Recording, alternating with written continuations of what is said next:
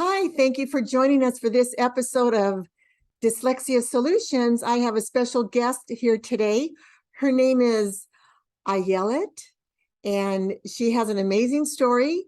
She is a dyslexic woman who shares her story about her school experience and also has a dyslexic daughter, and she just championed for her daughter.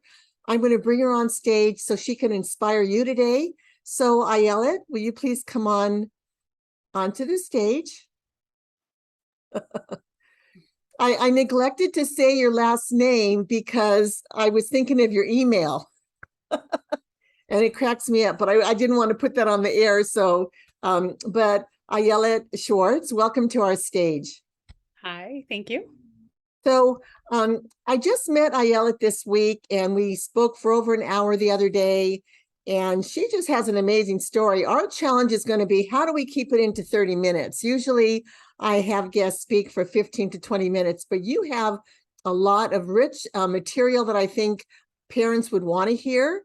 So why don't you go ahead and start with just an introduction, and then share a little bit of your journey when you were a young child in school, how you struggled with dyslexia and how it hindered you. Okay, so I'm Ayelet. I have 3 kids, 18, 17, and newly 13.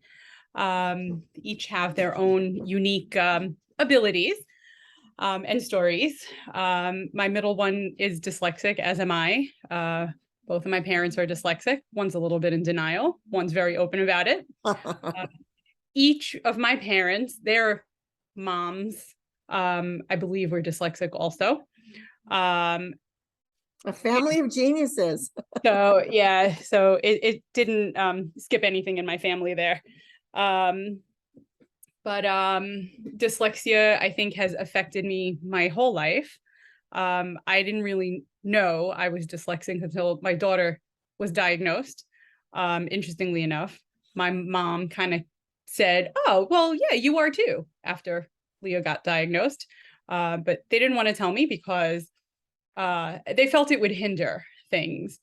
But in retrospect, I knew something was different.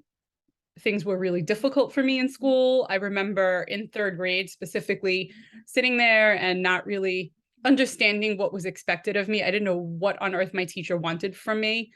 I learned very quickly that if I kind of imitated the kids who really had a clue, then I should be okay. And so that's what I did. I copied a lot off of other kids, not just behavior wise, but I copied their work because I don't know what I was doing. And I didn't know that I don't know how to explain it. I knew it was difficult for me, but I didn't know that it was wrong. Like, I didn't know that it wasn't okay and, hey, I need help. I thought this was the way everybody was. So that's what I did. By the time I got to middle school, things were still a struggle. I was in, like the low classes, which I knew, didn't like it, because I knew a lot. I was well-traveled, and I knew a lot, but test taking was a disaster. And so that kind of determined my school fate. I think in 7th grade, I decided to kind of stop talking there for a little while. I refused to answer any teachers, forget about reading out loud. Oral presentations were a big fat no. My mom had to come up to the school, talk to the teacher about, my defiance. But fast forward, went to high school. I was in a special program, college now it was called, but it was kind of like a slower paced kind of thing. But I was bored out of my mind. But hey, material wise, I was fine. We can talk about everything. But when it came time for an actual physical test, I think I didn't do well at all. I had one teacher, a math teacher, who I think noticed and knew what was up. And he, on the hush hush, let me take the tests at home, put them in an envelope. He goes, you could start them in class, but after class, we'll put it in an envelope, take it home. I'm not allowed to do this. Don't tell anyone, but just, I'm asking, just no help, nothing, but you take your time, take a break. Isn't that something? Yeah. Yes. So it was then that I was like, oh, okay, finally, a teacher who kind of understood whatever was going on. Yes. So I did that. And this was, I don't even know if IEPs existed at the time, early 90s, very early 90s, late 80s. So forget about my parents knowing about IEPs, but nobody suggested ever at any point that I should get tested or, hey, it could be this, it could be dyslexia. But that one teacher kind of knew something. And I really feel grateful for that teacher because I actually passed a class, and then things became a little bit easier. I'm not sure why, but it did. I ended up graduating high school. I did have a guidance counselor who told me to drop out, that I would never graduate. And that was really crushing, like soul crushing. That's very interesting. Yeah. But I was determined not just to graduate, but to become a teacher so that no kid would ever feel like me. And that's what I did. Graduated. I went to college. I went on to get my master's. It wasn't easy. I worked really hard, like really, really hard. I figured out, in college, what works for me in terms of studying and taking notes. Nobody was looking at them like in school, like in high school or middle school. So I did them my own way. I'm sure if we look back at them, I don't know if they would be decipherable by anyone, but it worked for me. I stole my dad's, I borrowed my dad's little cassette recorder, the little mini things. And I used to record my notes and then I would listen to them over and over. And that helped a lot. So, but then I became a teacher. I ended up leaving after about 13 years or so. So I think this is a good segue into the transition of your daughter's challenges, because when you started advocating for her, yes, like all of us, I've been a classroom teacher for 10 years, and it's really funny when you start advocating for the students, they don't want you to. They want you to be silenced. yes. I don't know if it's a mold that they want to fit you into, or if it's they don't feel like they have the money to help the kids that you're saying need the help. But, I really wish teachers would have that freedom of speech to speak up and help their students, because too many of them are afraid of losing their jobs. And even administrators, and I've experienced it, they're afraid of losing their jobs. So they don't want to defend the teachers that they know are right, speaking up. So that was your situation, even though you lost that job by fighting for your daughter, you got a better job in a special ed school. So I'll have you share that story after you share a little bit about your daughter and how you fought for her. So when my daughter was 9, she was diagnosed with dyslexia. She'd been having some difficulty in school.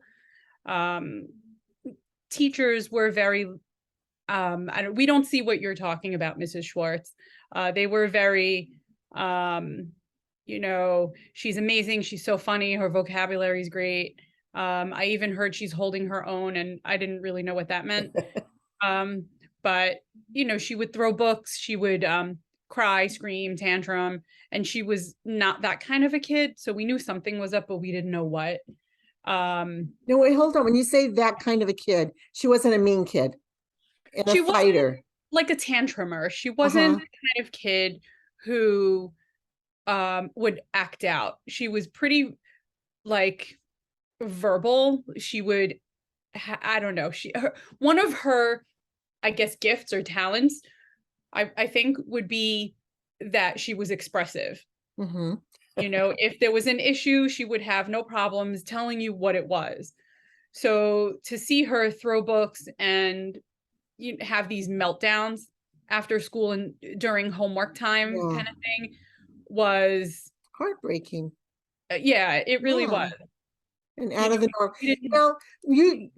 So she's, when it was going into 4th grade. Yes. And the research shows if the kids already aren't reading at grade level by 4th grade, they're the ones that are at risk of dropping out of high school. Correct. So did you not, did you try to get her assessed like in kinder, 1st and 2nd, since you knew you had a genetic component, and they just said, nah, she's fine. And they kept So pushing at the herself? time, I knew my struggles, but it wasn't given a name yet. So we knew something was up, but we didn't know what it was. So I approached the school asking for help. You know, what can I do? How can I help her? How can I support her? At the time, we had extended day for students who are struggling. So I had asked for Leah to be a part of that, and they said, no, she doesn't qualify. And And that's I was summer like, school oh, or extended day, even after school. We call that also in the summer school, extended day. okay. Yeah. So it was basically in New York City, like I don't even remember the details, but it was 3 times a week, maybe, where students who were struggling could stay after school and they would get more targeted help reading and However, so she didn't qualify. I said, all right. oh, But a little while later, a few months later, her teachers piped up and said, you know, we're starting to see what you're saying, you know, where she's struggling a little bit. So we're going uh-huh. to recommend her for that. And I said, okay, fabulous. Not really understanding quite yet what her difficulties were specifically and what was really happening. So we got her started on that. And it was, so I think that was 3rd grade, right? Because that was the first year that they have the standardized testing. Okay. Yeah. And then when she started 4th grade, the difficulties were continuing, and they were actually getting worse. So I had made an appointment. I spoke to the school again. I actually asked for her to get evaluated. And I wrote the letter and I got a phone call asking me to kind of go back on that request. They said she doesn't qualify for it. So I said, well, you can't ask me to do that. If I put it in writing and I'm asking for it, then you have 30 days to kind of start. Mhm. It's illegal for you to tell me, you know, to talk me out of it. Yeah. Because if I'm seeing something and I'm asking for it, then you kind of have to do it. And so right then and there, I probably shouldn't have handled it that way. I probably should have handled it differently. But for me, it was like, oh my God, you know, she's starting 4th grade. What's happening? Right. You know, and I was seeing her kind of withdraw also.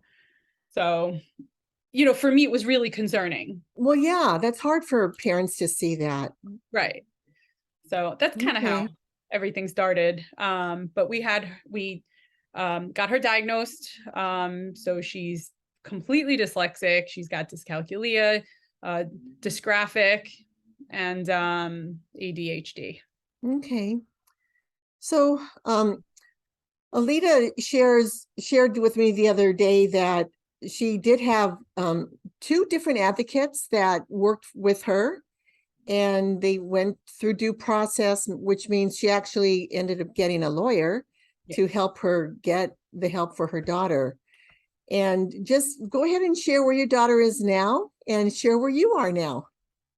So basically, when Leah's teachers were not following her IEP, which we eventually got, I started taking some OrtonGillingham training and loved it. Things suddenly made sense to me. I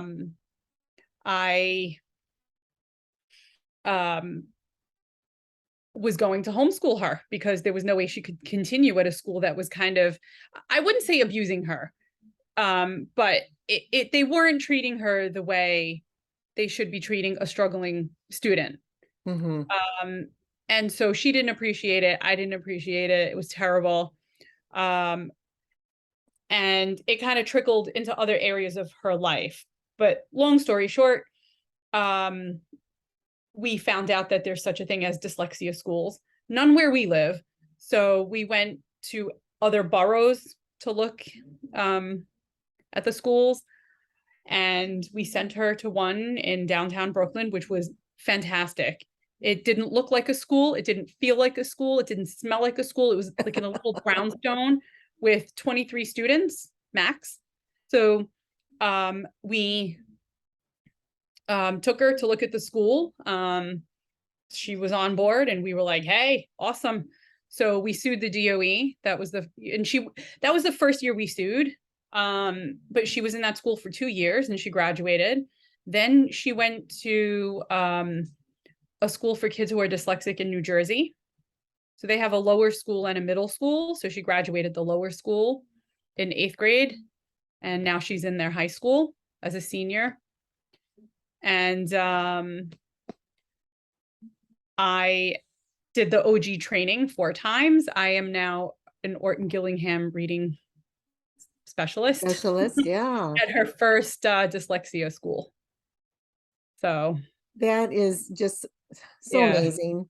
And she's thriving, you know. She feels good about herself.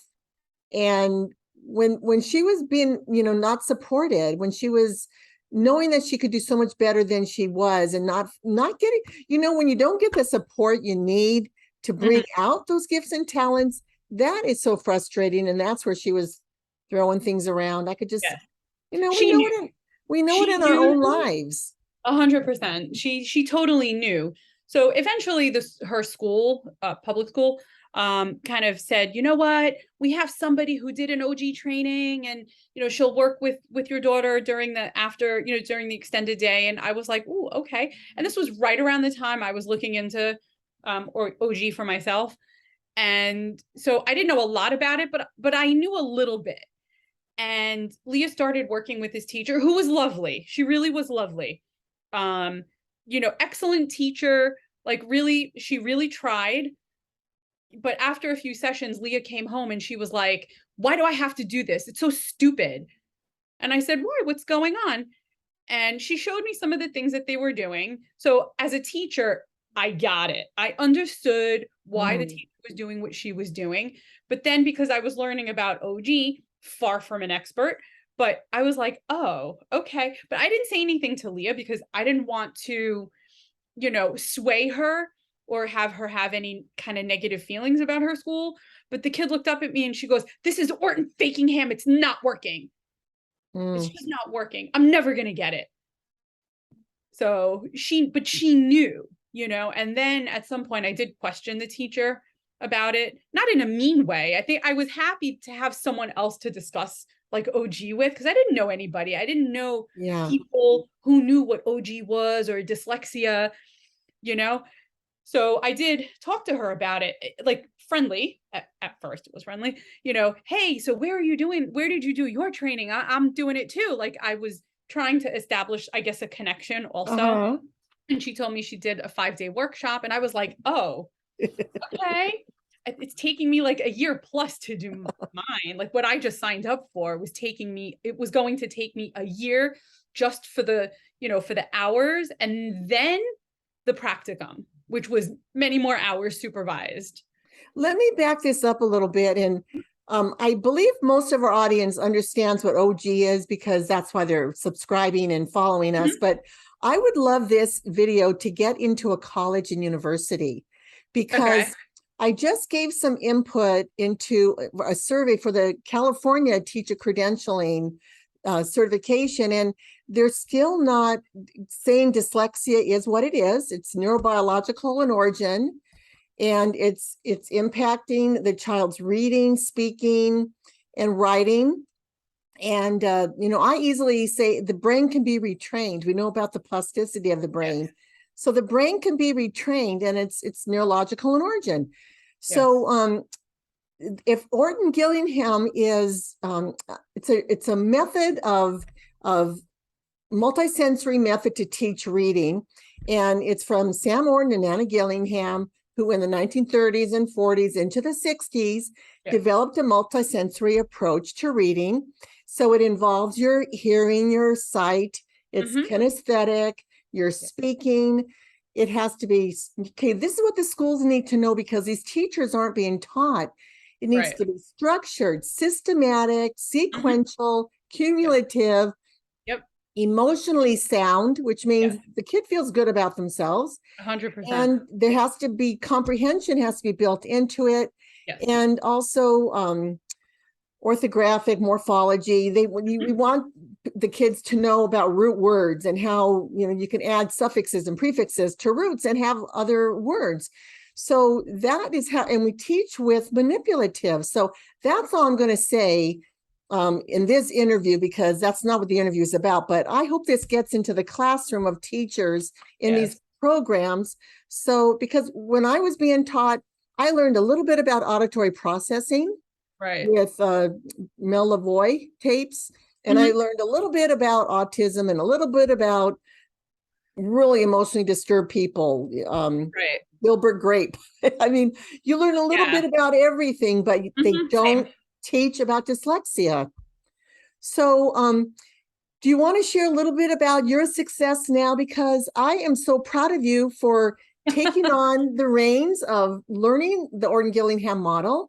And now you're teaching in a dyslexia school. Yes. And you see these little kiddos who are having the challenges that your own daughter had, that you had, and how you must feel so good to be helping them. And this is your purpose in life, right? It appears that way. Yeah. Yeah. I feel like I spent my whole life being punished for, being different. I didn't know until, a few years ago that, yes, dyslexia, so being able to identify it and then figure out what works for me, and then kind of not hiding it has been a huge thing. We have to talk about it. Not hiding it. So, one of the blogs I did a couple years ago was, should you tell a child they're dyslexic? Yes. Look at what happened when your mom didn't tell you. Right. So I understand just not knowing what it is, what's wrong with me. Yeah. And I'm not mad at it. I understand, the stigma, I get it.